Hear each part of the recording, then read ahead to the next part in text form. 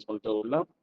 మరి నిర్గమకాండం 6వ అధ్యాయం 16 వరకు 15 వరకు చదివాం. అక్కడ సిమ్యోను కుమారుని గురించి చూసాం. అంటే ఈ లెక్కలన్నీ కూడా ప్రస్తుతం దేవుడు మోషేతో మాట్లాడుతున్నప్పుడు ఐగుప్తులో ఉన్నటువంటి ఇశ్రాయేలీయుల్లో రూబేను కుమారులు ఎవరు, సిమ్యోను కుమారులు ఎవరో చూసాం. ఇప్పుడు 16వ వచనంలో లేవి కుమారుని చూడబోతున్నాం. అంటే రూబేను గాని, సిమియోను గాని కొంతవరకు చెప్పాడు.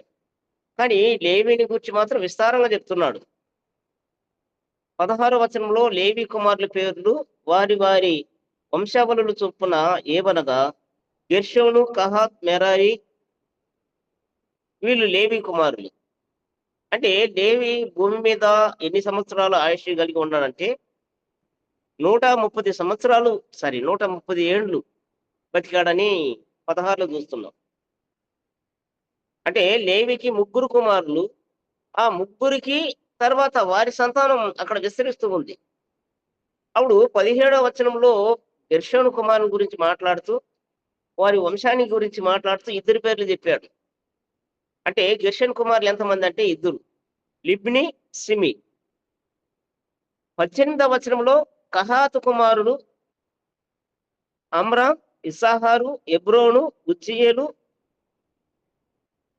వీళ్ళు కహాతు కుమారులు.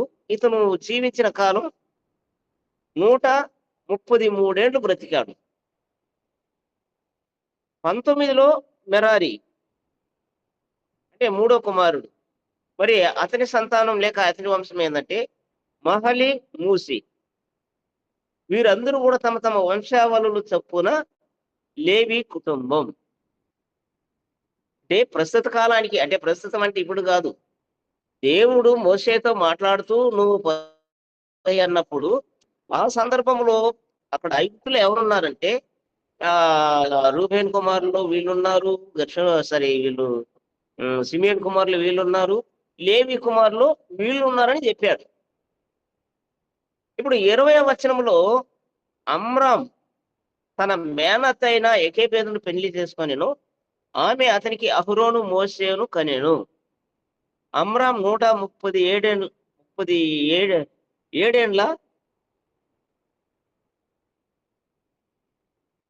ఏండ్ల 7 ఏండ్లే అనుకుంటున్నా. 20వ వచనం 6:20.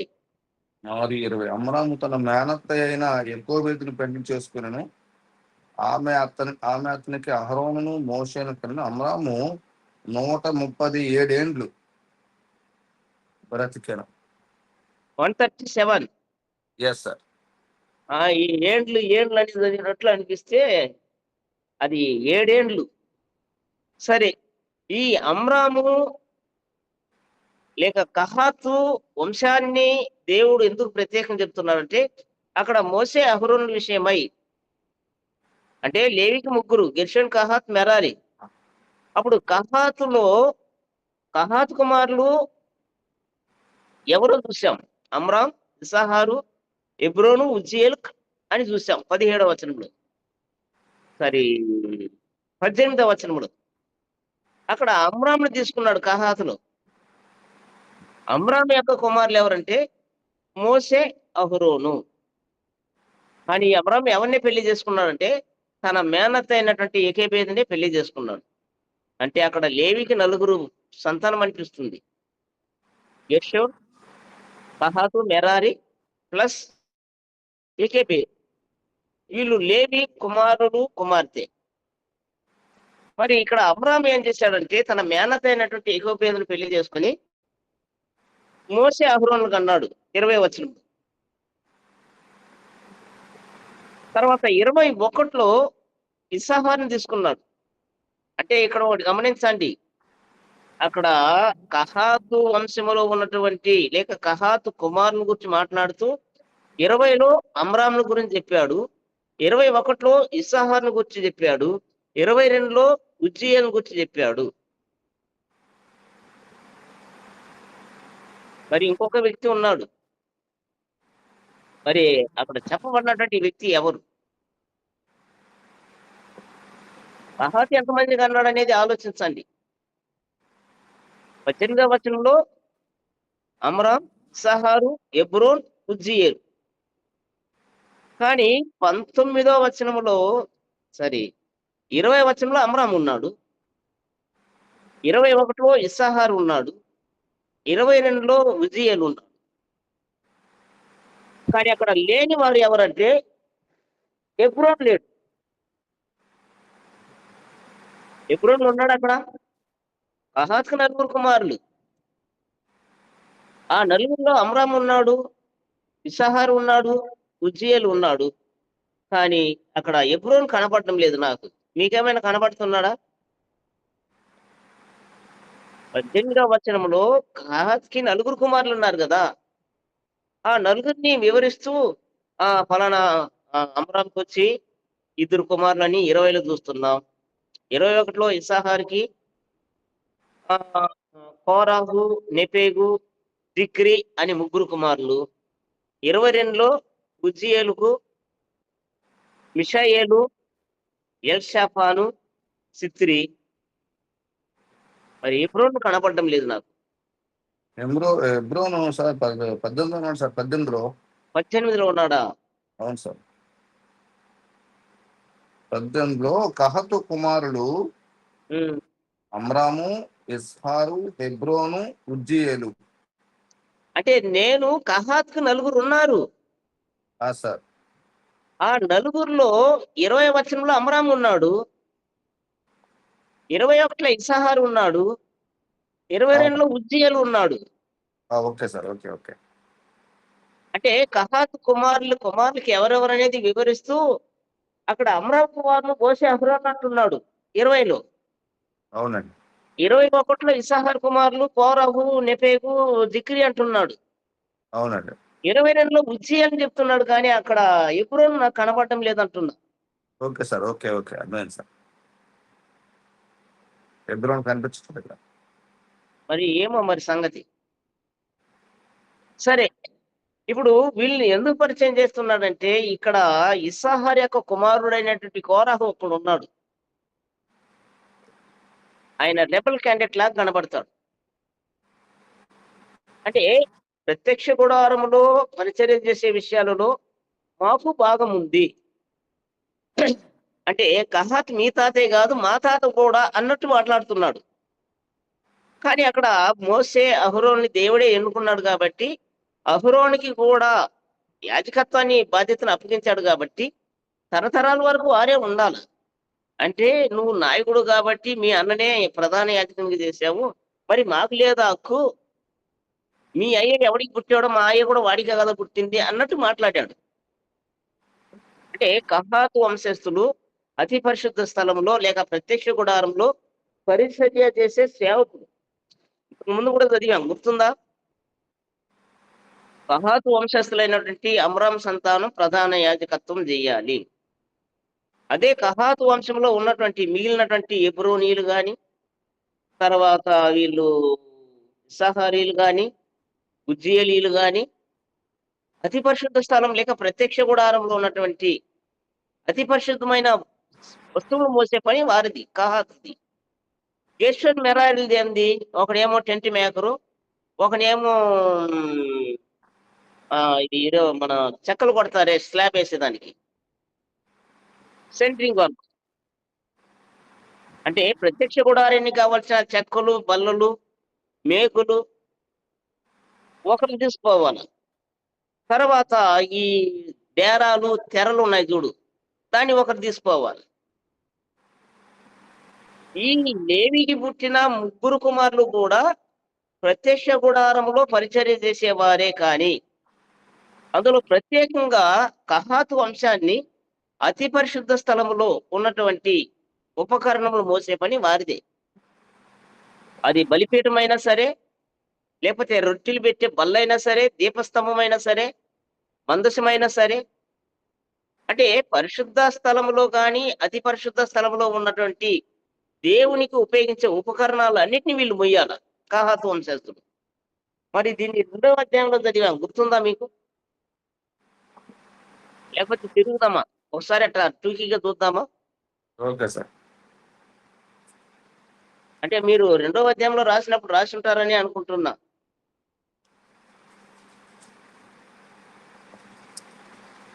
అంటే దేవాలయములో పరిచర్య చేసేది లేవీల పని అయినప్పటికీ ఆ లేవీకి పుట్టినటువంటి ముగ్గురు కుమారులు కూడా అతి పరిశుద్ధ స్థలానికి గాని లేక పరిశుద్ధ అతి పరిశుద్ధ స్థలంలో ఉన్నటువంటి ఉపకరణములు గాని మోసే బాధ్యతను దేవుడు వారికి ఇవ్వాల. ఆ బాధ్యతను దేవుడు ఎవరికి ఇచ్చాడంటే ఆ కహాతు వంశానికే ఇచ్చాడు.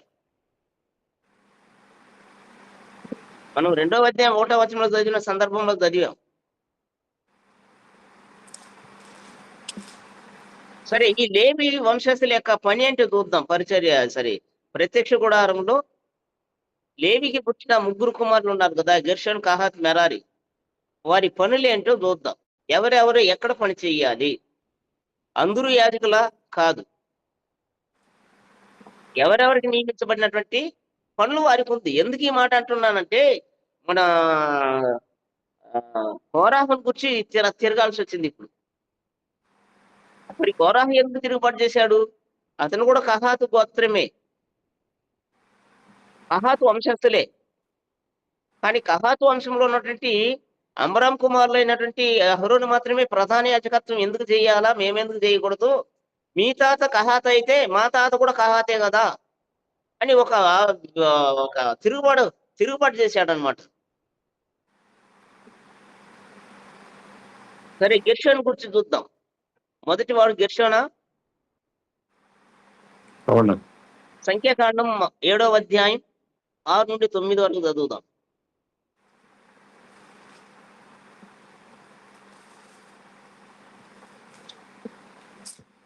సంఖ్యాకాండము 7వ అధ్యాయము 6 నుంచి 9. ఆ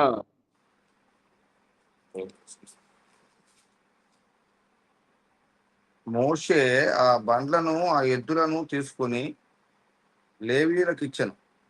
అతడు 2 బండ్లను 4 ఎద్దులను వారి వారి సేవ చొప్పున గెర్షోనీయులకు ఇచ్చెను. అతడు 4 బండ్లను 8 ఎద్దులను యాజకుడగు అహరోను కుమారుడైన ఈతామారు చేతి క్రింద సేవ చేయు మెరారీలకు వారి వారి సేవ చొప్పున ఇచ్చారు. కహతీయులకు ఇయలేదు. ఏలయనగా పరిశుద్ధ స్థలపు సేవ వారిది, తమ భుజముల మీద మోయుటయే వారి పని కనుక వారికి వాహనమును నియమింపలేదు.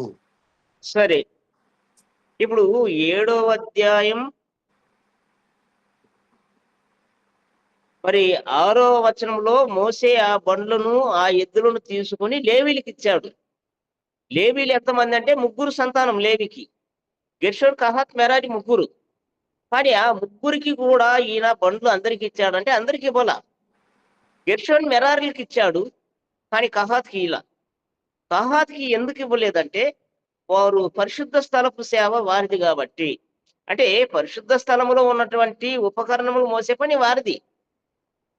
కానీ పరిశుద్ధ స్థలం, అతి పరిశుద్ధ స్థలంలో పరిచర్య ఎవరిదంటే ప్రధాన యాజకులది, అమరాం కుమారులైనటువంటి అహరోన్ కుమారులది లేక అహరోనుది. అందుకని ఈ కహాతీలకు బండ్లు ఇవ్వలేదు, కానీ ఆ బండ్లని ఏం చేశాడంటే 2 బండ్లు ఏమో గెర్షోనీయులకు ఇచ్చాడు 7వ వచనంలో. 8వ వచనంలో 4 బండ్లను మెరారీలకు ఇచ్చాడు. అంటే అదే ఏం చెప్తుందంటే వీరికి మోత ఎక్కువ ఉందని. ఒక టెంట్ వేయాలంటే శామీనా లేక తెరలు ఎంత కావాలా? అంటే ప్రత్యక్ష గుడారం అంటే టెంట్ వేయాలా, దాన్ని 2గా విభాగించడానికి అడ్డు తెర ఉండాలా, దాని చుట్టూ ఫెన్సింగ్ వేసేదానికి సైడ్ వాల్స్ ఉండాలా. ఇది ఈ తెరల వరకు ఒకళ్ళు మొయ్యాలి. తర్వాత ఈ చెక్కలు బల్లలు ఉన్నాయి, ఎందుకంటే స్టేజ్ కట్టాలి. స్టేజ్ కట్టి స్టేజ్ మీదే ఆయన మందసం గాని అది ఒక మందిరం కట్టడానికి ఎలా ఉంటుంది లేఖనాల్లో చూద్దాం.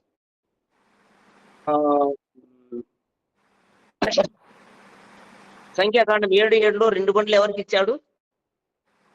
అతడు 2 బండ్లను 4 ఎద్దులను మెరారికి ఇచ్చాడా? అతడు 2 బండ్లను 4 ఎద్దులను వారి వారి సేవ చొప్పున గెర్షోనీయులకు ఇచ్చాడు. గెర్షోనీయులకు ఇచ్చాడు. అటైతే ఇప్పుడు మనం గెర్షోనీయుల్ని చూస్తున్నాం. గెర్షోనీయులకి ఏమి ఇచ్చాడంటే 2 బండ్లను 4 ఎద్దులను. అంటే ఒక బండికి 2 ఎద్దులు లెక్కన 2 బండ్లు 4 ఎద్దులు ఇచ్చాడు. మరి ఈ గెర్షోనీయులు ప్రత్యక్ష గుడారంలో పని ఏమిటి? సంఖ్యాకాండం 3వ అధ్యాయం 25, 26లో గెర్షోనీయులకు బండ్లు ఇచ్చాడు, మంచిదే. ఆ గెర్షోనీయులు ప్రత్యక్ష గుడారంలో ఉన్నటువంటి పరిచర్య చేయాలా, పని చేయాలా? వారికి నియమించబడిన పని ఏంటి? ఆ బండ్లు ఎందుకు? నిర్గమకాండం 3వ అధ్యాయం సంఖ్యాకాండం 3వ అధ్యాయం 25, 26లో ప్రత్యక్ష గుడారం గుడారంలో చదవండి సార్. ప్రత్యక్షపు గుడారంలో గెర్షోను కుమారులు కాపాడవలసిన ఏవనగా మందిరము, గుడారము, దాని పైకప్పు, ప్రత్యక్షపు గుడారపు ద్వారపు తెరయు, ప్రాకార యవనికలు, మందిరమునకును బలిపీఠమునకును చుట్టూనున్న ప్రాకార ద్వారపు తెరయు, దాని సమస్త సేవ కొరకైన తాళ్ళును. అంటే గెర్షోనీయుల పని ఏంటి? ప్రత్యక్ష గుడారంలో ఉన్నటువంటి తెరలు మోసే పని. ఆ తెరలు ఏంటి? అక్కడే చెప్తున్నాడు. దాని పైకప్పు, దూరపు తెర, ప్రాకార యవనికలు, తర్వాత బలిపీఠమునకు చుట్టూ నున్న ప్రాకార ద్వారపు తెరయు, దాని సమస్త సేవ కొరకైన త్రాళ్ళు. అంటే ఇది శామినాలా కనపడడం లేదా మనకి? వీళ్ళు టెంట్ మేకర్లు గెర్షోనీయులు. అంటే ప్రత్యక్ష గుడారం అంటే మొత్తం తెరలతో ఈ అడ్డు తెరలు, నిలువు తెరలు, పైకప్పు, యవనికలు, ఆ మొత్తం మనం ఇప్పుడు ఒక ఫంక్షన్కి శామీనా వేసినప్పుడు ఏం చేస్తాం? భోజనాలు పెట్టడానికి చుట్టూ తెర కూడా కడతామా? సైడ్ వాల్స్ కూడా కడతామా? దానికి దారాలు ఉంటాయా? అవును, ఈ పనులన్నీ గెర్షోనీయులు చేస్తున్నారు కాబట్టి ఈ తెరలు కానీ ఈ అంటే దాన్ని ఏమన్నా ఆ డేరా కావాల్సినటువంటి శామీనాకు సంబంధించినటువంటి తెరలు అన్నింటినీ కూడా వీళ్ళు 2 పనులతో మోసుకొని వెళ్ళిపోవచ్చు. కానీ మెరారీలకి ఎన్ని బండ్లు ఇచ్చాడు? 4 బండ్ల 4. అంటే వారికి మోత ఎక్కువ ఉన్నట్టుంది. ఇప్పుడు సెంటింగ్ కూడా తోలుకొస్తే ఎంత తోలుకొస్తాడో తెలుసా? చిన్న చెక్కలు, పెద్ద చెక్కలు, ఎక్కడైనా అప్ అండ్ డౌన్ గా ఉంటే దాని కింద కొంచెం పెట్టరా, చెక్క ఒకటి పెట్టరా, ఆ చెక్క వద్దు వేరే చెక్క పెట్టరా. మరి ఈ దినాల్లో మనం స్లాబ్ వేసేటప్పుడు పెట్టుకుంటాం కదా సెంటరింగ్ వాళ్ళు. ఆ పోస్టులు ఉంటాయి, మరి పలకలు ఉంటాయి, మరి అందులో కూడా 3:36-37 మెరారీల పని గురించి. సరే, ఇప్పుడు గెర్షోనీ గురించే పోతాం. సంఖ్యాకాండం 3:21-26లో సార్ మరలా చెప్పండి సార్. సంఖ్యాకాండము ఇప్పుడు చదివాం సార్, అదే చదివాం. అంటే గెర్షోనీయుల పని ఏంటంటే ప్రత్యక్ష గుడారములో వారు కాపాడవలసిన పని ఏంటంటే మందిరము, గుడారము, దాని పైకప్పు, ప్రత్యక్ష గుడారము ద్వారపు తెరయు, ప్రాకార యవనికలు, మందిరమునకు బలిపీఠమునకు చుట్టూనున్న ప్రాకార ద్వారపు తెరయు, దాని సమస్త సేవా కొరకైన తాళ్ళు. వాళ్ళు ప్రత్యక్ష గుడారం వేయాల, అక్కడ పరిచర్య జరిగిద్ది. అంటే శామినాచి భోజనాలు పెట్టినట్టు, లోపల తినేవాడు బయట తినకున్నట్లు చుట్టూ సైడ్ వాళ్ళు కట్టాల. అదే శబర్లు చూస్తున్నాం. బలిపీఠమునకును చుట్టూనున్న ప్రాకార ద్వారపు తెరయు, దాని సమస్త సేవ కొరకైన తాళ్ళు. అదే సంఖ్యాకాండం 4వ అధ్యాయం 24-28 కూడా చూద్దాం. ఈ గెర్షోనీయుల పని ఏంటంటే పని చేయడం, మోత మోయడం తప్పితే ఇంకేం పని లేనట్టుంది. వారికి కూడా పని ఉంది.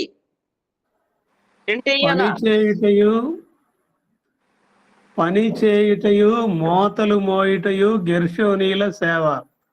వారు మందిరము యొక్క తెరలను, ప్రత్యక్షపు గుడారమును, దాని కప్పును దాని పైనున్న సముద్ర వత్సల చర్మమయమైన పైకప్పును ప్రత్యక్షపు గుడారం యొక్క ద్వారపు తెరను ప్రాకార తెరలను మందిరము చుట్టూను బలిపీఠము చుట్టూను ఉండు ప్రాకారపు గవిని ద్వారపు తెరలను వాటి త్రాళ్లను వాటి సేవా సంబంధమైన ఉపకరణములన్నిటినీ వాటి కొరకు చేయబడినది యావత్తును మోయుచు పని చేయుచు రావలను.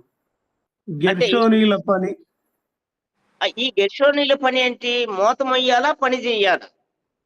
ఓకే, వీళ్ళు మోసేది బలిపీఠాలు కాదు, లేక గంగాలం కాదు, లేక దీపవృక్షం కాదు, లేక మందసు మోసే పని కాదు వీరిది, గెర్షోనీలది.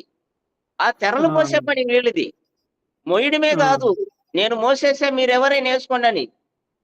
ఇప్పుడు మేఘం నిలబడినప్పుడు అక్కడ టెంట్ వేయాల, టెంట్ వేసే బాధ్యత వీరిది. మేఘం బయలుదేరిందనుకో ఊడబిక్కిపోయే పని కూడా గెర్షోనీలది. ఈ తెరల మీద పని చేయాల్సిన వాళ్ళు గెర్షోనీలు. తర్వాత వీళ్ళు పని ఏమిటో మరి? మెరారీల పని ఏమిటో? సంఖ్యాకాండం 7వ అధ్యాయం 8వ వచనం. వారికి ఎన్ని బండ్లు ఇవ్వబడ్డాయి? వీరికి మోత ఎక్కువ ఉన్నట్టుంది, మోసే పని ఎక్కువ ఉన్నట్టుంది. అందుకే 4 బండ్లు 8 ఎద్దులు ఇచ్చాడు. 7:8లో సంఖ్యాకాండం 7:8లో అతడు 4 బండ్లను 8 ఎద్దులను యాజకుడకు అహరోను కుమారుడైన ఈతామారు చేతి క్రింద సేవ చేయు మెరారీలకు వారి వారి సేవ చొప్పున ఇచ్చాను. అంటే ఇక్కడ మరో కార్యం కూడా గమనించాలా. అహరోనికి ఎంతమంది కుమారులు? 4. నాదాబు, అబీహు, ఎలియాజరు, ఈతామారు. మరి 2 పోయారు. 2 పోయారు లేవియకాండం 10వ అధ్యాయంలో. తర్వాత ఎలియాజరు, ఈతామారు. మరి ఎలియాజరేమో ప్రధాన యాజకుడు అయ్యాడు, ఇతనేమో సూపర్వైజర్ అయ్యాడు ఈతామారు. ఆ గెర్షోనీలకు కానీ లేక మెరారీలకు కానీ సూపర్వైజింగ్ చేసే పని అహరోను కుమారుడైన ఈతామారు చేతిలో పెట్టాడు దేవుడు. అవును, వారు తరతరముల వరకు ఈతామారు కుమారుల కిందే పని చేయాలి. గెర్షోనీలు, కహాతీయులు, సరే గెర్షోనీలు, మెరారీలు తరతరముల వరకు కూడా ఎలియాజరు సంతానం అయితే ప్రత్యక్ష గుడారం దగ్గర ప్రధాన యాజకత్వం చేయాలా. కానీ అదే అహరోను కుమారుడైన ఈతామారు అయితే అతను కూడా ప్రత్యక్ష గుడారంలో సేవ చేసే వారికి ఇతను ఒక నాయకుడిగా ఉంటాడు. ఆ గెర్షోనీలకు కానీ మెరారీలకు కానీ నాయకుడు ఎవరంటే ఈతామారు. మరి ఎలియాజరు తర్వాత ఎలియాజరు కుమారుడైన ఫినెహాసు అయ్యాడు సేవ, మరి ప్రధాన యాజకుడు. కానీ ఈతామారు తర్వాత అతని కుమారులు కూడా ఇదే పని చేశారు. అది రూల్ అంతే.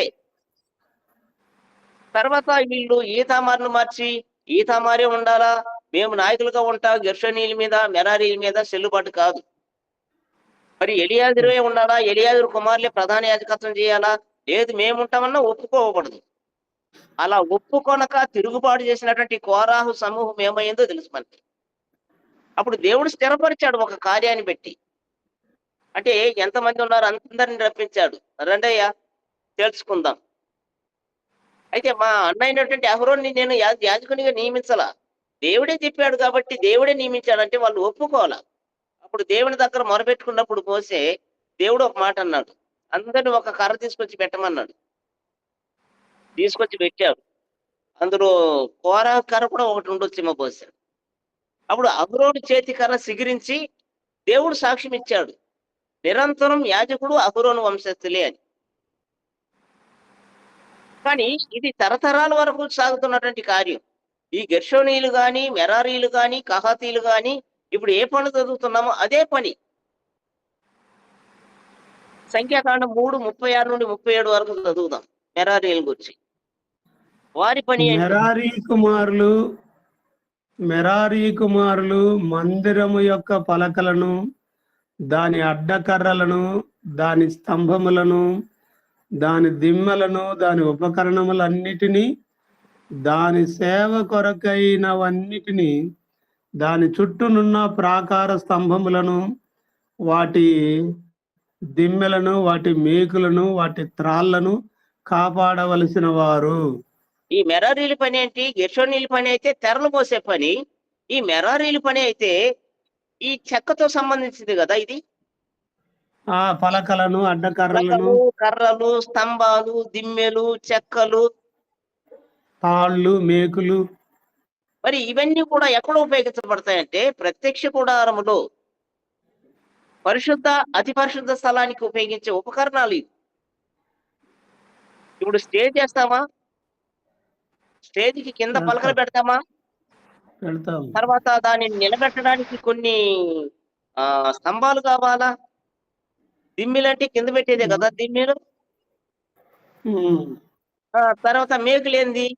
ఒకటి ఒకటి విడిపోకున్నట్లు కొట్టడానికి మేకులు. మరి ఎక్కడైనా కట్టాల్సిన అవసరం ఉంటే ఆ కర్రలు కట్టడానికి తాళ్ళు. వీటిని మోసే పని అవును. మెరారీల పని. సంఖ్యాకాండం 4వ అధ్యాయం 28 నుండి 33. ప్రత్యక్షపు గుడారములో గెర్షోనీయుల యొక్క పని ఇది. వారు పని చేయుచు యాజకుడుగు అహరోను కుమారుడైన ఈతామారు చేతి క్రింద నుండవలెను. మెరారీలను వారి వారి వంశముల చొప్పునను వారి వారి పితరుల కుటుంబముల చొప్పునను లెక్కింపవలెను. 30 ఏండ్లు మొదలుకొని 50 ఏండ్ల వరకు వయస్సు కలిగి ప్రత్యక్షపు గుడారములో పనిచేయుటకు సేనగా చేరు వారందరినీ లెక్కింపవలెను. ప్రత్యక్షపు గుడారములో వారు చేయు పని అంతటి విషయంలో వారు మందిరపు పలకలను, దాని అడ్డకర్రలను, దాని స్తంభములను, దాని దిమ్మలను, దాని చుట్టూనున్న ప్రాకార స్తంభములను, వాటి దిమ్మలను, వాటి మేకులను, వాటి త్రాళ్లను, వాటి ఉపకరణములన్నిటినీ, వాటి సంబంధమైన పని అంతటికీ కావలసినవన్నిటినీ వారు మోసి కాపాడవలసిన బరువులను పేర్ల వరుసను లెక్కింపవలను. మెరారీల వంశములు ప్రత్యక్షపు గుడారములో యాజకుడు అహరోను కుమారుడైన ఈతామారు చేతి క్రింద చేయవలసిన సేవ ఇది. అయితే వారు చేయవలసిన సేవ అని చెప్పాను. చాలు. అంతే. అంటే ఇప్పుడు ఆ తెరలు కట్టడానికి స్తంభాలు అవసరం లేదా? అవసరమే. స్టామినా లేపాలంటే ఇంకా స్తంభాలు కావద్దు. సైడ్ వాల్ కట్టాలన్నా కర్రలు కావద్దు. కావాలి, మేకులు కావాలి.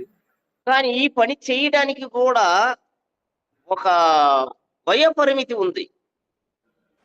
అంటే మోసే వయస్సు ఉండాలి. ఆ వయస్సు ఎప్పుడు? 30వ వచనంలో 30 ఏళ్ళు మొదలుకొని 50 ఏళ్ళ వరకు వీళ్ళు ఆ సేనలో పని చేయొచ్చు. తర్వాత రిటైర్మెంట్. తర్వాత రిటైర్మెంట్. పిఎఫ్ వచ్చుద్దో ఏమో మనకు తెల్ల. సరే. తర్వాత మూడో కుమారుడు కహాతును గురించి చూడబోతున్నాం. లేవి కుమారులో ఇద్దరి పని ఏమిటంటే ప్రత్యక్ష గుడారంలో ఒక గెర్షోనేమో తెరలు మోసే పని, మెరారేమో చెక్కలు, బల్లలు, స్తంభాలు మోసే పని. మరి కహాతీల పని ఏంటి? వాళ్ళు కూడా మోత మోసే పని ఉంది. అంటే కహాతీలు అందరూ ప్రధాన యాజకులు కారు. కహాత్కి 4 కుమారులు. ఆ 4లో అబ్రహాం కుమారులైనటువంటి అహరోను మాత్రమే ప్రధాన యాజకుడు. మిగిలిన ఇస్సాహారు గాని, ఉజ్జియాలు గాని, హెబ్రోను కుమారులు గాని వారు కూడా మోత మోసే పని. వారు మోసే మోత ఏందంటే ప్రత్యక్ష గుడారములో గాని, అతి పరిశుద్ధ స్థలములో గాని ఉన్నటువంటి ఉపకరణములు మోసే పని వీరిది. కానీ మోసేటప్పుడు కూడా దాన్ని వారేం చేయకూడదంటే ముట్టకూడదు. వారు దండి మాది భుజాల మీద మోయడం, ఒక కర్ర దోపి ముందర ఒకడు వెనకొకడు పట్టుకొని పోవాలి. కొన్నిటికేమో వీళ్ళు తయారు చేసినప్పుడే కర్రలు తయారు చేశారు. బలిపీఠానికి గాని, మందసానికి గాని మోత కర్రలు చేశారు. తర్వాత చిన్న చిన్న ఉపకరణాలని ఇంకా మూట కట్టినప్పుడు డోలీలాగా మూట కట్టి కర్ర దోపిస్తే అటు ఒకడు ఇటు ఒకడు పట్టుకొని లేపుకోవాలి. అంటే చిన్న చిన్న వస్తువులు ఏంది? మరి గంటి గాని, గరిటె, నిప్పులు ఎత్తే గరిటెలు గాని, కత్తెరే, అచ్చిప్ప, అంటే దీపం పెట్టడానికి దూదికి, కత్తిరించడానికి కత్తెరే. మరి ఇలాంటి చిన్న చిన్న వస్తువులు మూటలు కట్టి పెడితే వాళ్ళు మోసుకుపోవాలి. చూద్దాం కహాతీయుల పని ఏమిటో. ఆ మూడో వచనం, సరే, మూడో వాడు ఎవరంటే కహాతీయులు. కహాతీయులకు బండ్లు ఇవ్వలేదు. ఎందుకు ఇవ్వలేదో చూసాం. వారి పని ఎక్కడ? వారి సేవ ఎక్కడ? పరిశుద్ధ స్థలపు సేవ. వారు భుజముల మీద మోయవలసిన వారే కానీ వారు బండ్ల మీద మోసపోకూడదు. సంఖ్యాకాండం 4:34 చదువుదాం. సంఖ్యాకాండం 4వ అధ్యాయం 34వ వచనంలో 4:34. అప్పుడు మోషే అహరోనులు సమాజ ప్రధానులను కహాతీయులను అనగా వారి వారి వంశముల చొప్పునను వారి వారి పితరుల కుటుంబముల చొప్పునను 30 ఏండ్లు మొదలుకొని 50 ఏండ్ల వరకు ప్రాయము కలిగి ప్రత్యక్షపు గుడారములో సేవ చేయుటకు శానగా చేరు వారందరినీ లెక్కించిరి. చాలు. అంటే వీళ్ళకి కూడా వయో పరిమితి ఉంది, 30 నుండి 50. వీరి పని ఎక్కడ? ప్రత్యక్ష గుడారములో. ప్రత్యక్షపు గుడారములో. సంఖ్యాకాండం 3వ అధ్యాయం, అక్కడ కహాత్ కుమారులు వంశకర్తల పేర్లు చూసాం. అమ్రామ్, కహాతు కుమారుల వంశకర్తల పేర్లు అమ్రాము, ఇషహారు, ఎబ్రోను, ఉజ్జియేలు అనునవి. ఈ నలుగురిలో కూడా ఎవరి కుమారులు అంటే అమ్రామ్ కుమారులే. అమ్రామ్కి ఎంతమంది? అమ్రామ్ తన మేనత్ అయినటువంటి ఎక్కువ పేదలు పెళ్లి చేసుకొని అహరోను మోసేళ్ళకి అన్నాడు అమ్రామ్. అప్పుడు అమ్రామ్ కుమారుడు ఎవరంటే అహరోను. కాబట్టి ఈ అమ్రామ్ వచ్చి ప్రధాన యాజకత్వానికి కేటాయించబడ్డాడు. మిగిలినటువంటి ఇసాహారు, ఎబ్రోను, ఉజ్జియేలు అనేవారు ఏం పని చేయాలంటే ప్రత్యక్ష గుడారంలో కానీ ప్రత్యక్ష గుడారంలో ఉన్న పరిశుద్ధ, అతి పరిశుద్ధ స్థలంలో ఉన్నటువంటి సేవ వారిది. సంఖ్యాకాండం 3:27. సంఖ్యాకాండం 3:27 వద్దులే, చదివామా? అప్పుడు కూడా కహాతు వంశస్థుల గురించి మాట్లాడుతూ ఆ నలుగురు కుమారులు ఉన్నారు, వదిలిపెడతాం, దాంట్లో టైం అయిపోద్ది. సంఖ్యాకాండం 4:2 నుండి 15 చదువుదాం. నీవు లేవీలో కహాతీయులను వారి వారి వంశముల చొప్పునను వారి వారి పితరుల కుటుంబముల చొప్పునను 30 ఏండ్లు మొదలుకొని 50 ఏండ్ల వరకు ప్రాయం కలిగి ప్రత్యక్ష గుడారములో పనిచేయుటకు సేనగా చేరగల వారందరి సంఖ్యను వ్రాయించుము. అప్పుడు 4వ వచనంలో అతి పరిశుద్ధమైన దాని విషయంలో ప్రత్యక్ష గుడారమందు కహాతీయులు చేయవలసిన సేవ ఏదనగా, అంటే కహాతీయుల సేవ ఎక్కడంటే పరిశుద్ధమైన దాని విషయంలో వారికి సేవ ఇచ్చాడు దేవుడు. అంటే ఆ సేవ ఏంటో 5వ వచనంలో ఉంది, చదవండి. దండు ప్రయాణమైనప్పుడు అహరోనును అతని కుమారులను లోపలికి వచ్చి అడ్డతెరను దించి దానితో సాక్ష్యపు మందసమును కప్పి దాని మీద సముద్ర వత్సల చర్మమయమైన కప్పును వేసి దాని మీద అంతయు నీలవర్ణము గల బట్టను పరచి దాని మోత కర్రలను దోర్చవలను. అంటే 5వ వచనంలో వాళ్ళు ప్రయాణమయ్యేటప్పుడు అహరోను కుమారులు అయినటువంటి వారు వెళ్ళి సాక్ష్యపు మందసాన్ని మూట కట్టాలి. దేంతో కట్టాలో చూసాం. కట్టి వారు మోతకర్రను దోపిస్తే వీళ్ళు మొయ్యాల. తర్వాత అక్కడ మందసం మొయ్యాలా, తర్వాత ఏం మొయ్యాలా? మందసాన్ని మోసేశారు. 7వ వచనంలో సన్నిధి బల్ల మీద నీలి బట్టను పరచి దాని మీద గిన్నెలను, ధూపార్తులను, పాత్రలను, తర్పణ పాత్రలను ఉంచవలను. నిత్యముగా ఉంచవలసిన రొట్టెలను దాని మీద ఉండవలను. అప్పుడు వారు వాటి మీద ఎర్ర బట్ట పరచి దాని మీద సముద్రవత్తల చర్మపు కప్పు వేసి దాని మోత కర్రలను దోర్చవలను. చాలు. అంటే మొదటేమో ప్రత్యక్ష గుడారంలో ఉన్నటువంటి మందసం, తర్వాత ప్రత్యక్ష గుడారంలో ఉన్నటువంటి కొన్ని వస్తువులు, బల్ల గాని, ఆ చిన్న చిన్న పాత్రలు గాని, తర్పణ పాత్రలని, దోపాత్రలని, ఆ గిన్నెలని అన్నిటిని మూట కట్టి పెడితే కర్ర దొప్పిస్తే వాళ్ళు దాన్ని మొయ్యాల.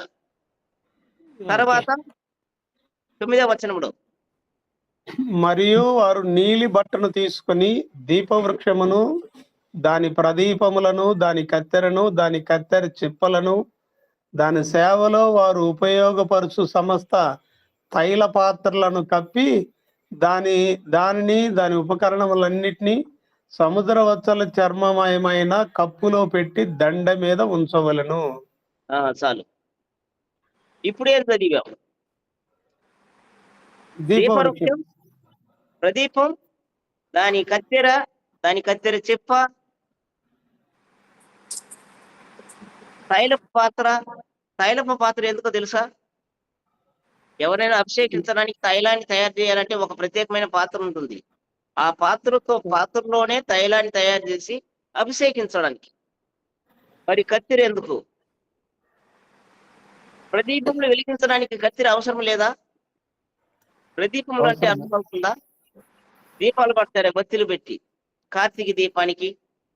ఇప్పుడంతా అంతా రెడీమేడే కాదు. ఇప్పుడు ఎవడు కత్తెర పెట్టి దూది పెట్టి దీపాలు పెడుతున్నారు. లేదు. ఆ మోడల్లో ఉన్నటువంటి క్యాండిల్స్ ఉంది కాబట్టి తీసుకొచ్చి పెట్టేస్తే ఎట్ట పోద్ది.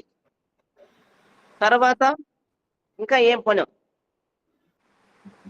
11వ వచనములో బలిపీఠం. మరియు బంగారుమయమైన బలిపీఠం మీద నీలి బట్టను పరిచి సముద్రవచ్చల చర్మముతో దానిని కప్పి దాని మోతకర్రలను దోర్చవలెను. తర్వాత బలిపీఠం బలిపీఠం అంటే ఇవన్నీ కూడా ఎక్కడున్న వస్తువు అర్థమవుతుందా? నిబంధన మందిరం ప్రత్యక్షంగా. అంటే అతి పరిశుద్ధ స్థలంలో ఉంది.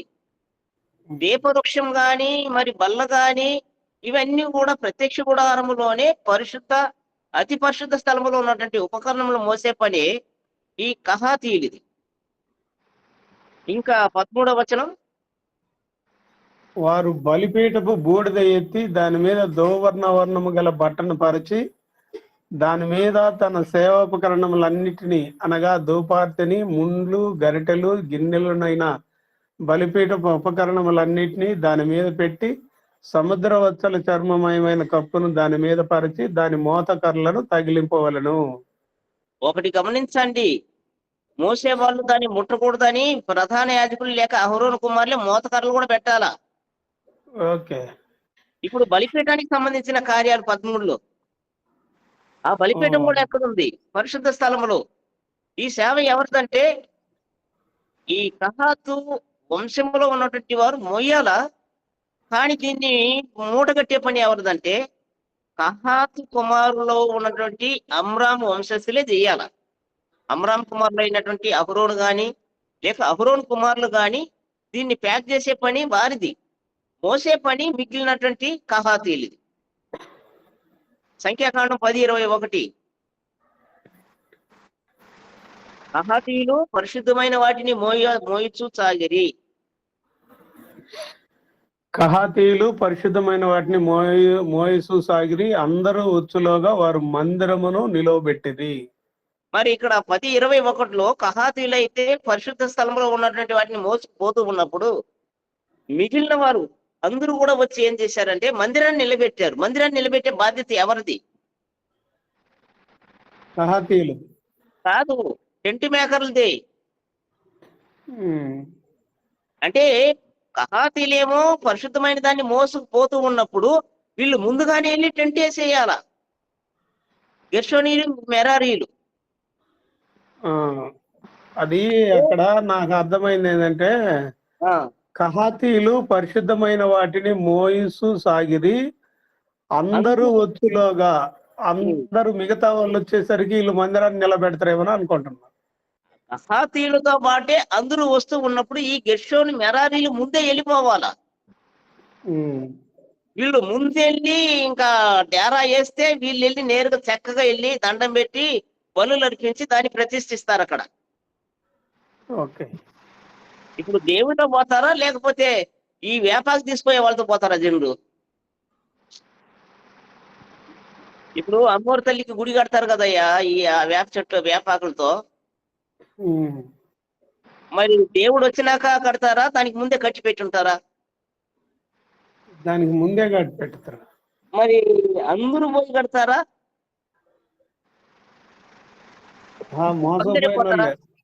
అందరూ పోతారు. కొందరు పోయి దానికి ఒక గుడిసె వేసి పెడతారు. తర్వాత ఈ దేవుణ్ణి తీసుకొచ్చి అందులో పెడతారు. దేవునితో పాటు చాలా మంది వస్తారు. అందరూ అందరూ వచ్చులోగా వారు మందిరమును నిలబెడతారంటే, ఇప్పుడు మోసే పని గాని, దాని పని చేసే పని గాని గెర్షోను మెరారీలకు ఇవ్వబడ్డాయి. వారు మోత మోసే పనే కాదు, ఊడ తీసే పని వారిదే, కట్టే పని వారిదే, మోసే పని వారిదే. ఈ 3 పనులు ఎవరిదంటే ఆ మోత మోసే వారిదే. ఈ గెర్షోను వచ్చి తెరలు మొయ్యాలా, మెరారీలు వచ్చి స్తంభాలు, చెక్కలు, బల్లలు దీన్ని మొయ్యాలా. ఎవడెవడ పని వాడిది. వీడు చెక్కలు కొడుతూ ఉంటే వాడు తెరలు లేపుతా ఉంటాడు. సంఖ్యాకాండం 4:4లో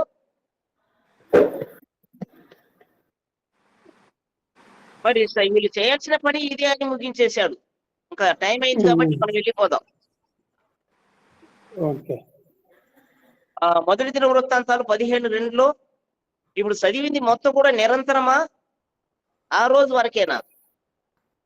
నిరంతరం. నిరంతరం. మొదటి దినవృత్తాంతాలు 15:2లో మందసమును ఎత్తుటకును నిత్యము తనకు సేవ చేయుటకును యెహోవా లేవీయుల్ని ఏర్పరచుకొనినని చెప్పి, వారు తప్ప మరి ఎవరును దేవుని మందసమును ఎత్తకూడదని దావీదు ఆజ్ఞ ఇచ్చాను. అంటే మందసాన్ని మోసేది లేవీయులంటే లేవికి 3 కుమారులు ఉన్నారు. ఎవరి కుమారులు మొయ్యాల మందసాన్ని? అహరోను కుమారులు. కహాతు కుమారులే మొయ్యాల. మరి గెర్షోను మెరారీ కుమారుల పనులు లేవా? ఉన్నాయి. వాళ్ళ పని ఒకడేమో చెక్కలు, బల్లలు, స్తంభాలు తోలుకుపోయేవాడు, మేకులు. మెరారి వచ్చి మెరారి వచ్చి చెక్కలు, బల్లలు, గెర్షోను వచ్చి తెరలు. ఒకసారి జాషువా ఏదైనా ప్రత్యక్ష గుడారములో ఉన్నటువంటి సామగ్రిని ఒక ఫోటో ద్వారా సహోదరులకు చూపించు, అందులో ఏమేమి ఉందో. తర్వాత అయినా చూపించు, ఇప్పుడు సమయం అయింది. ఇప్పటి వరకు కూడా ఓర్పుతో విన్నటువంటి సహోదరులందరికీ కూడా ప్రభువైన